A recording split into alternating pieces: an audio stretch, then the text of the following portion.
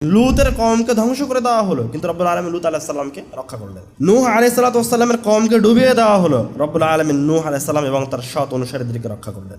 মূসা আলাইহিস সালাতু ওয়াস সালামের বিপরীতে রব্বুল আলামিন ফিরআউনের কওমকে ধ্বংস করে দিলেন, আর মূসা আলাইহিস সালাম এবং তার সৎ অনুসারীদেরকে রক্ষা করলেন।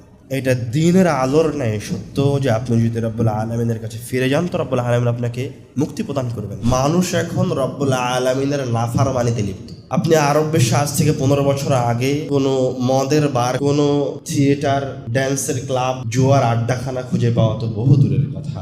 কোনো বেহায়া মহিলাকে দেখবেন, এটা খুব কঠিন বিষয়। কিন্তু এখন যান, এখন আরব বিশ্বে আপনি নর্তকী পাবেন, ব্যভিচারিণী পাবেন, মদের আড্ডাখানা পাবেন, সবকিছু পাবেন। তোরা তো সুখে শান্তিতেই ছিল, গজব কেন নেমে এসেছে? নাফরমানি করছে। এই দেশে নিরাপত্তা আসবে কিভাবে বলেন? কিভাবে মানুষ সুখে শান্তিতে থাকতে পারে?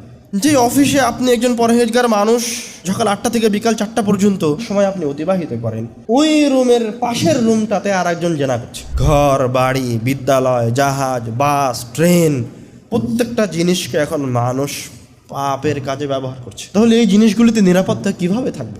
এমন কোনো যুবক এই জায়গায় উপস্থিত নাই যার 2-5টা বন্ধু নাই।